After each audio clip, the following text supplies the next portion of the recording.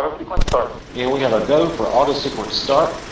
Discovery's onboard computers have primary control of all the vehicle's critical functions. Start, 2, 1, booster ignition, and liftoff of the Space Shuttle Discovery. Welcome to the Launchpad. I'm your host, Harry Washington. And those of you new to the show is sponsored by Pursuing a Dream Corporation. Pursuing a Dream Corporation is a nonprofit organization that encourages students in grades K through 12 to pursue degrees and careers in areas of science, technology, engineering, and math. And today we're going to focus on mentoring. Our first guests for today are representatives from the City of Bowie's Youth and Family Services, Ms. Rhonda Simmons and Ms. Andra Berry. Welcome to the show, ladies. Thank you. Thank you for having us. Now, tell our guests a little bit more about the City of Bowie's Youth and Family Services. When was it established? Bowie Youth and Family Services. I'm not going to get the date right, but I know we're 30-some years old. Okay. Predates my I'm sure you've been. But yeah, Youth and Family Service itself is a Maryland Youth Service Bureau. Okay. And we are fortunate to be employees of the City of Bowie. Okay. So, and that agency started out a long time ago and has been providing counseling to youth and their families throughout the Bowie area for, as I said, 3 or 4 decades. And Andra, now when you say youth, what ages are we referencing? We're talking about school-age children. Okay, so yes, from infants, parents of infants, okay, all the way up through their teen years. Excellent. Now, tell us a little bit about what you guys actually do with the program, with your titles and what the positions entail. I guess I'll start with Andra again. Yeah. I'm the prevention coordinator for the City of Bowie, and I'm part of the Youth and Family Services team. Okay. And the primary function of the Youth Service Bureau is to provide counseling. Okay. That comes in a number of different forms, whether it's individual and group counseling, family counseling. Okay. So when a young person is having a struggle, they would be brought to the counseling center, but their entire family would be required to participate. It's a family systems style. Excellent. But my role is the prevention coordinator. Okay. I am responsible for outreach to the community, and I do prevention, which is drug, alcohol, violence prevention among youth, and I try and work with other community groups and with the schools. Excellent. Rhonda? I came to the City of Bowie in 2002 Okay. when the mentoring program was launched. I came to coordinate the program. Okay. And so I've been here since then doing just the mentoring program. Excellent. Excellent. Now, have either you ever been mentored? I guess I'll start with you, Rhonda. I think I have mentored in the mentoring program. When I first came in 2002, I had a student that I mentored through the years. I am retired Navy. Okay. So I was definitely mentored in the Navy, and then as a senior enlisted, I mentored others. Andra, have you ever been mentored? Yeah, I think it's been a lifetime practice of mine to try and find people who knew more than me or who could open my world. And so, yeah, from teachers to professional mentors to peers. Now, Rhonda, what are the nature of those referrals? Because you guys service youth in the City of Bowie, but what are the nature of your referrals? We do. The mentoring program serves incoming freshmen at Bowie High School. Okay. And we get our referrals for the students from the high school, the guidance counselors at the high schools, the nurses, the principals, the teachers. So we get a lot of referrals from the school staff. Since we've been doing it since 2002, we get referrals from other students. They refer their friends. They refer family members. Yeah, our students, so they come from all of that. Parents hear about our program and refer their students. So that's how we get our students in our program. What are some of the natures of those referrals? Like, why would a student refer another student for mentoring? As one student is referring another student, it's because that student who's been in our program absolutely understands the value and really appreciates having a mentor in their life. Perhaps that mentor really helped them transition into high school and through their high school career, possibly even changing their life. And feel like, that's a good thing to introduce my friend to. That's cool. and give their friends an adult to talk to. How many of those kind of referrals do you normally receive versus an adult referring a student? How many do you get students peer to peer? The majority of our referrals probably come from adults. Right. Okay. So I would say the lesser of them come from other students, but we have had brothers and sisters refer their brothers and sisters. The older ones who have gone through the program will refer the younger ones. Now, describe to the audience, what is the nature of the mentor-mentee relationship? Well, like I said, we mentor incoming ninth graders at Bowie High School. Okay. And they're usually students who have been identified as having some element in their life that might deter them from graduating from high school. Okay. So describe the relationship between the mentor and the mentee. The mentor and the mentee meet at the high school. Okay. All right. So our mentors, we recruit the average adult out of the community of Bowie. Okay. And they come meet with their mentee once a week Okay. in the high school. They have lunch with their student. Excellent. We're a very relational-based program. Okay. So we're meeting the student on their lunch break. So we bring them their favorite fast food lunch. Oh, wow. That's sort of our carrot in front of the student to say, this is how their buy-in to the program. Exactly. And so the mentor meets with them once a week. Okay. And the mentor is a caring adult just to support the student. Okay. So it really is relational based. They come in, it's all about the student. We're meeting the student where they're at. Excellent. So whatever the student is interested in and wants to talk about, that's what they'll talk about for the week. The consistency, when the mentor meets with the student every week for the school year, that's where the success of the match comes in. Now, are students at liberty to terminate this relationship? Absolutely. Okay. Our students I consider everyone a volunteer. Okay. And I tell our students this when I first meet them, I introduce them to their mentor. Okay. And I say to the student, maybe I know your mom signed you up, and you might not want to be here. Give it a month. I'm going to come back in a month, and if you don't want to be here, then you don't have to be here. Wow. We feel like, students have to do a lot of things. So you don't have to do this. It empowers them when they want to stay, then it really works because it's what they want to do. Right. Now, what would be some of the reasons that you experience why kids want to terminate a relationship?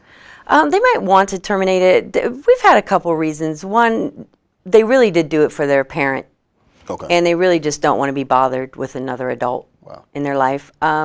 Or they really don't have time for it, and they'd rather be at lunch with their friends than at lunch with an adult. So exactly. I think those are the reasons a student might terminate the relationship. So is it just once a week, or is it more than once a week? It's just once a week. Okay. In their first year, the mentor comes to the school and they meet once a week. They can talk outside of that meeting time, but they only meet once a week. Now, besides students terminating, what's some of the other challenges that you face? Or both of you have faced? Yeah. Well, the major challenges I think that we've experienced with the program have been along the lines of the mentors wanting to be helpful people. Lots of times have very high expectations on students and or on our program. And they're not able to meet the student where the student is at. Okay. So there's a disconnect between the student and the volunteer. Yeah, or the volunteer has a bit of a different expectation than the student does. And because it's a relationship-based mentoring program, we want the students to know that the relationship belongs to them. Okay. So their needs come first. Excellent. What are some of the challenges you face, Rhonda, just being the coordinator? Oh, wow. I faced a lot of challenges because I'm coordinating. We have 35 matches. Wow. That'll be our top off of the year. Okay. And so I'm really coordinating 70 people. Right. And that can be a challenge in itself, making good matches. Right. And then following up with those matches, making sure that the match is doing well. So I'm constantly moving. I'm constantly arranging my schedule to meet with people. Oh, I'm sure. Now, what are the age range of your volunteers? Oh, they're as young as 21. Okay. And I would hate to say how old our oldest one is. I got you. He probably wouldn't like that, but we have had a mentor who's been in our program the whole 12 years we've been at the high school. Oh, wow. We've had this young man. We've had this mentor be in our program, and I want to say he's in his 70s. Excellent. And so it's everywhere between 21 and 70. Okay. Excellent. Excellent. More men? There's no cutoff, though. No, more men, Oh, yeah, more no women? cutoff. Is it a balance between men and women, or do you have more women than men? You know, it varies every year. This year we have more men than women. Oh, wow. Usually we have more women than men, and finding male mentors is a challenge, but not this year. So it varies. But I would say, I guess, in the 12 years we've been there, it's been mostly, the majority have been women. I guess the question to you, Andrea, what are some of the program successes? Oh, number one, that we're going strong, that it's was a youth-initiated, youth-designed program. Okay. As a result of a youth forum that we had at the City of Bowie. Excellent. And the students give us feedback. We make adjustments based on that feedback, as well as our mentors. Okay. And the success is that we're here 12 years now, and our program, we've been able to match almost every student that has requested a mentor. Okay. And most of those students come back year after year. And many of our matches have lasted from their freshman year through to graduation. Excellent. Yeah. I should preface that by saying, if you don't mind, Sure. because when you come to us as a mentor or a mentee, we only ask you to do 1 year. Yes. Okay. So at the end of the year, we come back and we say, did you like it? Would you like to go on for the next year? So that's what Andra was talking about, when they will stay from their freshman year to their senior year, is one of our successes in the program. But what do you think are some of the motivating factors that allows these volunteers to want to stay with these kids, like from freshman year, well, students, but from freshman year to senior year? The volunteers, the adults. Yeah, what do you think motivates them to want to stay with a student for 4 years? I think, like Andra said, the quality of volunteers that we're getting out of the community of Bowie is just outstanding. Excellent. Very caring people, very giving community. Right. And they want to give, and they want to see that student succeed. Right. They really have a heart for doing what they do. Now, I guess in closing the segment, why is mentoring? The question to both of you: why is mentoring important? I think it's, well,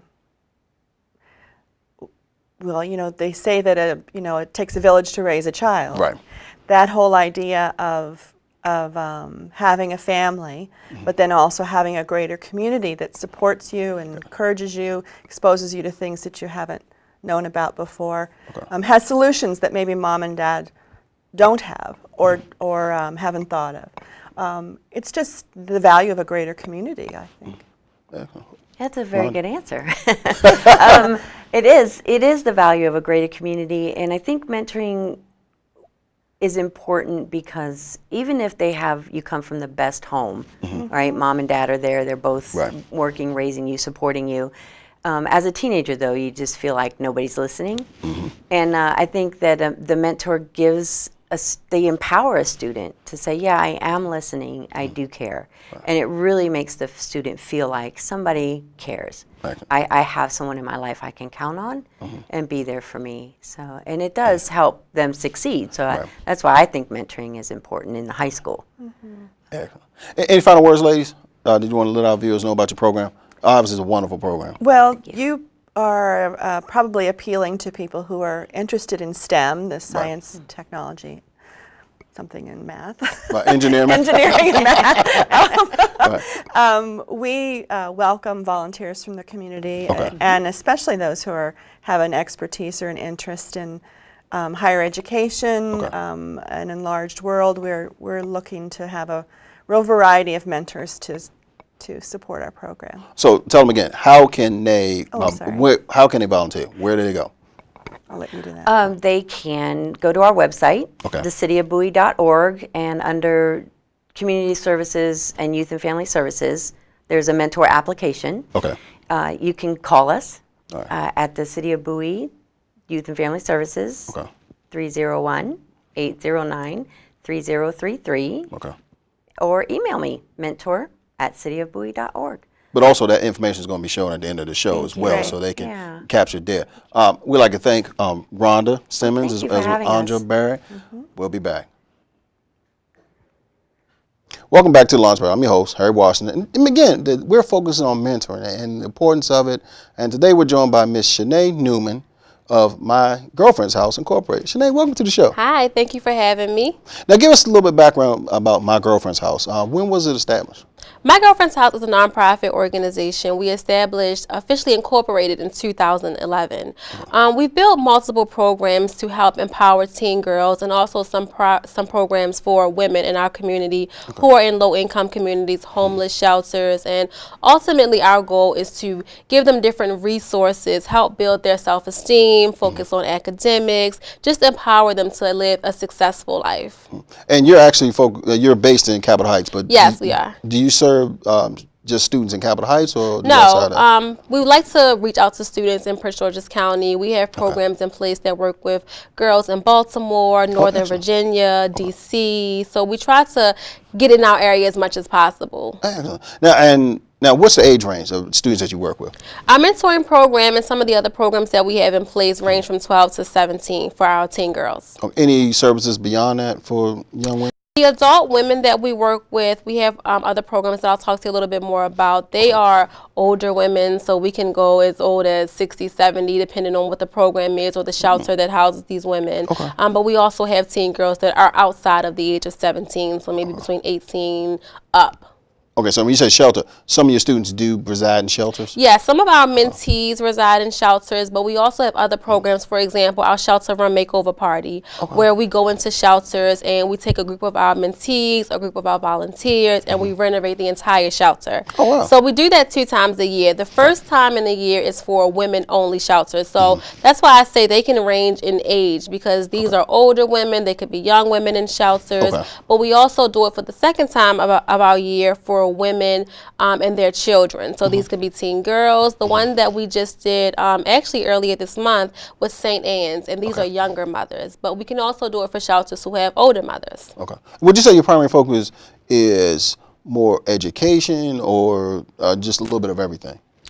It's actually a little bit of everything. So when I talk to you about some of our programs, we have programs in place for the teen girl, ideally. So let's talk about our mentoring program. These are girls 12 to 17 years old, and they're dealing with self-confidence, they're dealing with mom, dad, boys, just trying to figure out how to get through the teenage years. We definitely have a really, really big focus on academics, and education is very important to us. All of the girls who are enrolled in our mentoring program have to be enrolled in school as well. They cannot be pregnant. Pretty much a place for them to go get away. You know, the workshops take place on Saturdays in Capitol Heights, our clubhouse as we call it. And the girls are with us all day. So they'll come at 9:30, they'll get some breakfast. Our life skills workshops start right at 10 o'clock. So we have volunteers come in to facilitate these workshops. Each week we have a specific topic. So we have October coming up, we're talking about self-esteem. Our entire month of October is built on self-esteem, confidence. How can you be a better you? How can you appreciate your talents and your gifts, and how can you, you know, kind of jump into the light and shine. So each week we'll have a different topic that the girls focus on, and from 10 until 12:30 it's straight life skills training. Then we'll break for lunch, and in the afternoon we jump into some more hands-on creative tasks. So we're making tutus for Halloween. We are doing Zumba, we're doing expressive dance, just different things to get the girls up and moving. But you also have some other programs as well. In-school suspension program or after kid program? A school suspension program. So this is for girls in middle and high school who've been suspended. And you know, when you get suspended, you go home, you kind of throw your homework packet to the side until a day before it's time to go back to school, and you're completely removed from school. You don't know what's going on with classwork, you don't know what the teacher's talking about. If you have a project, you don't know what's going on with that until you get back into school. So with school suspension, we want you to come into our clubhouse and work with us. We're going to keep you involved in school. All of the work that you have to do, we're going to make sure we get a timeline so we can get it done. We also have other programs that we're going to just, again, keep you involved with your academics. But we also do some mentoring, because our goal is to help prevent this from happening again. So we're going to sit down with you. We're going to figure out why you're getting suspended. What issues are you having in school, and how can we help you avoid this again? And then emphasis on education, because you guys do college tours as well. We do. We do college tours. Takes place for 1 whole week during spring break. So this was actually, this year was our first year launching our spring break tour. We had a group of girls. They stayed with us all week. We visited schools in Maryland, DC, Virginia, all the way down to North Carolina, and came right back up again. So it was really special because because we were able to get girls who were living in homeless shelters, girls that were referred to us by DSS, and girls who are just 13 years old and want to know, what in the world am I going to do after high school? So they got to see these campuses, they got to speak to these college ambassadors and really get a feel for what's going on campus life. So it was really fun. Now, Shanae, how long have you been working with the organization? I've been here since we first incorporated back in 2011. So I really had a chance to see the organization grow. What started from a mentoring program has evolved to all of these other programs that we have in place. So it's really exciting to see how we've come so far in a short period of time and all of the things that we have planned. Now, what exactly does your role entail in corporate and in association with the organization? I'm the program coordinator, so I help with all the programs that we have in place, from helping to put it together, creating the foundation of it, to marketing it, and really trying to get it out to our community, whether that be schools, parents, students, different organizations that may need it as a resource. Have you ever been in part of a mentoring program yourself? Growing up, I definitely looked to mentors, even down to as an adult, with our executive director, Veronica. She has so many years of experience in business.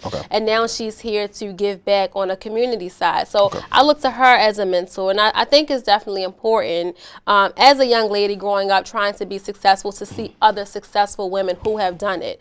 And to know that no matter where you come from, whatever problems you have going on in your life, there's a way for you to be successful. So I definitely think my experience with mentors in my past and even now has helped me to really get a feel for what we're trying to do with MGH, my girlfriend's house. Right. Now, the significant, well, mentoring definitely is a significant thing. Why were girls chosen?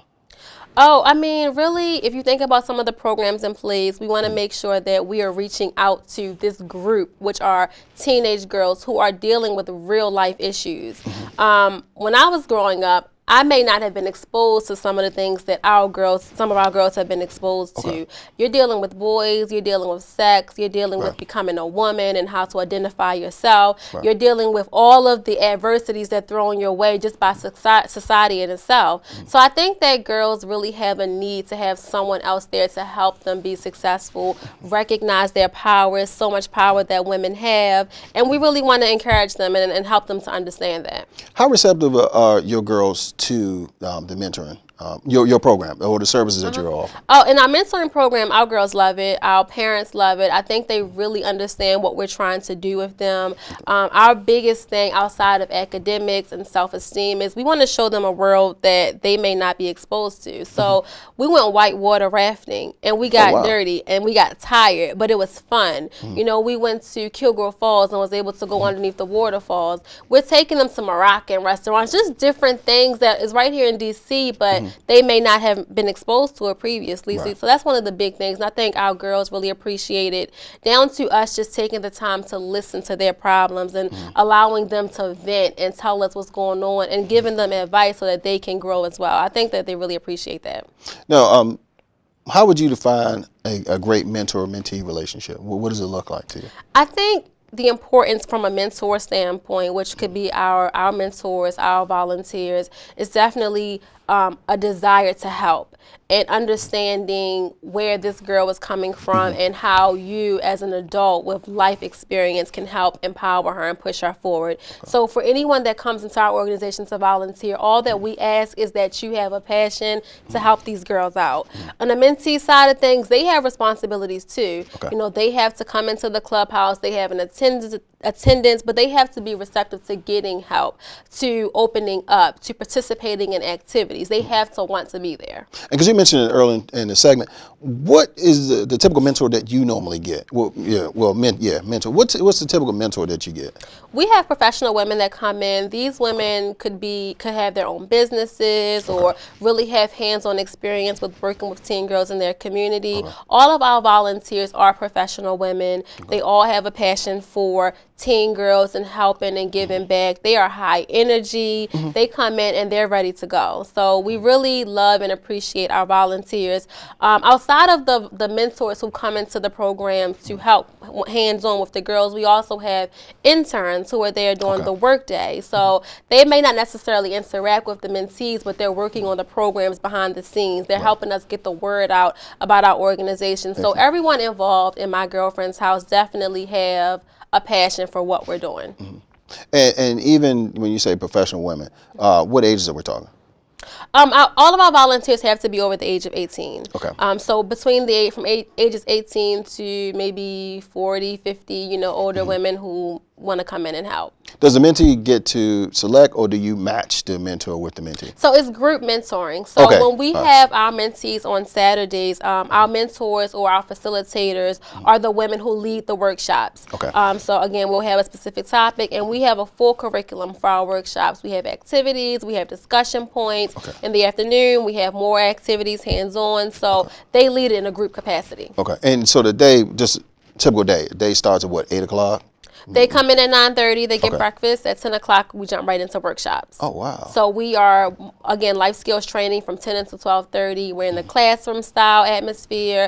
At 12:30, we break for lunch. At 1 o'clock, we're right back into it. And so from 1 until 4, they're doing their afternoon creative labs. How do you deal with some of those difficult students who just maybe, for some reason, they're just not gravitating to the things that you're trying to offer?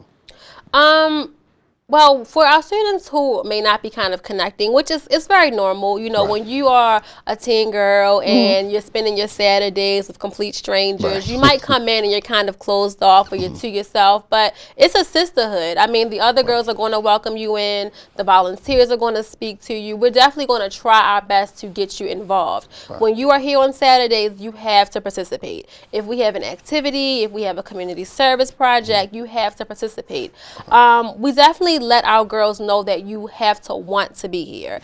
If someone's twisting your arm and you're going to give us attitude the entire time, then maybe this isn't the right program for you. But before that, we really want to talk to you, want to figure out what do you want to do, what would you like to see incorporated into the programs, because we want this to be your home. Can you give us one of your success stories?